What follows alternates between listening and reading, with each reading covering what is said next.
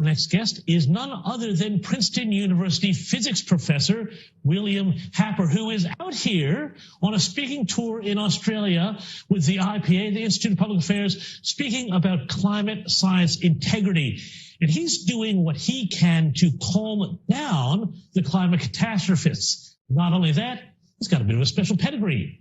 He also served a year in former President Donald Trump's administration as senior director of the National Security Council, and he joins us now. Professor Happer, a great pleasure to have you here on set with us today in Australia. Tell us, what is it that the climate catastrophists are getting wrong about CO2? Well, the first thing they're getting wrong is the sign. In physics, we like to joke that in theories of physics, getting the sign right is the hardest thing, whether it's good or bad. And they've gotten the sign wrong for CO2. More CO2 is good for the world.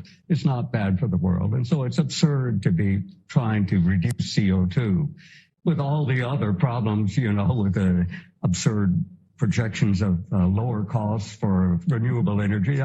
It's clearly a lie. It's not true. And explain to us, how is, in your opinion, as a Princeton professor and climate scientist and physicist, how is CO2 good for the world? Well, for the first thing, if you look at geological history, and you've got lots of good geologists here in Australia who've made this point many times, we're in a CO2 famine now compared to what is normal for plants. And just about any plant, if you give it more CO2, and a lot more, it will do better. In my country, most greenhouses double or triple the amount of CO2, and they have to pay for it. It's not cheap, but it's worth investing in it because the plants grow so much better. The quality of the flowers and the fruits are so much better.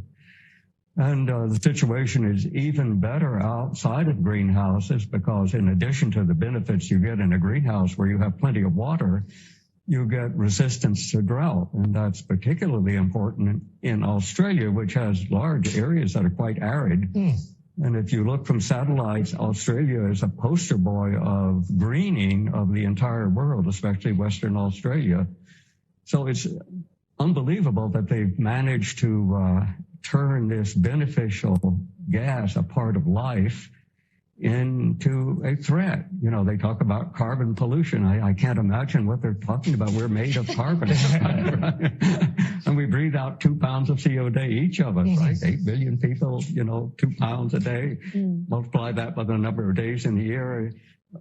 And in fact, many of them say, well, people are the real problem. It's not the CO2. We've got too many people. And really, we can't have more than 1 billion people in the world. So I look around in a room, they're not even the 7 out of 8 of us here on this show enough to reduce the population.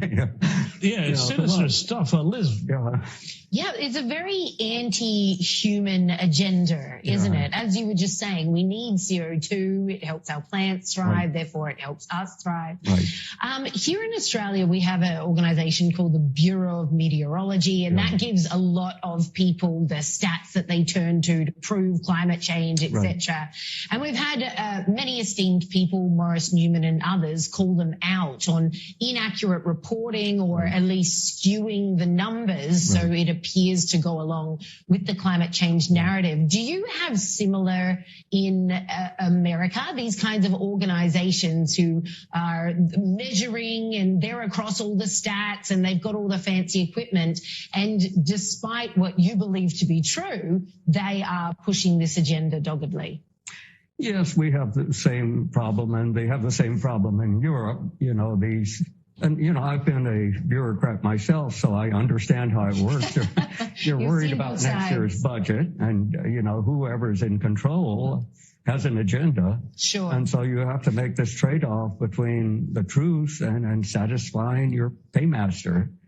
And I'm sure that's going on in Australia. It certainly goes on in the United States because I seen it personally. Wow. James McPherson. Professor Happer, I want to pick you up on something you said just a moment ago. I think you said we're in a CO2 famine. Now, the way I understand things is the problem is the Industrial Revolution. We've been pumping all this CO2 into the atmosphere. The way I've understood it, there's never been more CO2 in the atmosphere. That's the problem. But are you implying that there was more CO2 in the atmosphere prior to Industrial Revolution times? Oh, yes, since the Cambrian explosion of life that we can measure with good fossils, that was maybe 500 billion years ago, CO2 levels have gone way down. You know, they've typically been 3, 4, 5 times what they are now, and plants are adapted to much higher levels. And so they're harmed in a number of ways by the low levels. Now they're particularly sensitive to drought, for example. They didn't used to be so sensitive to drought. And there's a more subtle problem. They have it turns out the enzyme they use is poisoned by oxygen if there's not enough CO2. So plants have to devote a lot of their resources to detoxifying this oxygen poisoning. If you double CO2, they don't have to work as hard to protect themselves from oxygen. That's the main reason greenhouses work better, is that you get rid of the oxygen poisoning. The photorespiration is the technical term. Now, Professor Happer, one of the things that always strikes me about these debates, and I'm not a scientist myself, but it does always strike me that there's a real reductionist sort of quality to these debates. People say, oh, well, you know, we've got some terrible weather on hand. That's because of the CO2, and therefore it is Australia's responsibility to decarbonize and deindustrialize and all of this. And yet there's a great ignorance about other sort of natural phenomena that occur. And I remember 1.5 years, 2 years ago, there was a massive explosion with a volcano in Tonga, which apparently trapped an awful lot of water vapor in the air, led to an El Nino period lasting much longer in Australia than it was supposed to have. Where does this illusion of control come from that the people who are so maniacally focused on our human industrial CO2 emissions come from? Well, you know, you're asking about what motivates people, and I'm really good with instruments and differential equations, but I've been studying people all my life. I really don't understand them. But, you know, if you look back over history, this happens again and again. For example, in our country, we had the Salem witch trials. In those days, the witches were accused of ruining the weather, among other things. And ruining the crops. That's right. Yeah. And so what's the right solution? You put them all to death, you hang them all. And we had these odious trials in Massachusetts. Most of the judges had degrees from Harvard University, and it was pushed actually by the academics. It wasn't pushed by the common people. Gee, what does that sound familiar at all? Liz. Very reminiscent. Just quickly, what are your thoughts, because I'm hearing more and more about this, on things that can be done to adjust the weather, control the weather, things like cloud seeding, that kind of thing. Are you a believer in that? Do you think that's going on? Some sort of control of the atmosphere? Well, we have tried in our country, maybe Australia too, again and again to control the weather with cloud seeding. There was a big push in the 1950s where we had airplanes flying around releasing iodine, silver iodide, for example, as nuclei.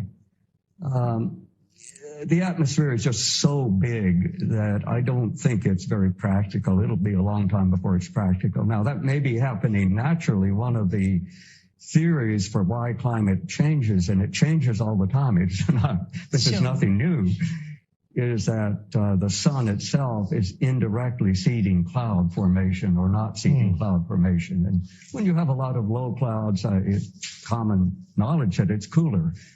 And clouds are often formed by cosmic rays. And so one of the theories of these long-term changes is that the cosmic ray background changes, and that changes the cloud cover. Right. So anyway, I think this whole field has been set back 50 years by the maniacal focus on CO2. I mean, it is important after all. You know, climate, we all are subject to climate. It'd be nice if we really understood it instead of we have these witch trials, right? Yes. Indeed. Yes. Professor William Happer, thank you so much for joining us. And of course, our Melbourne viewers will know that the climate changes every 15 minutes.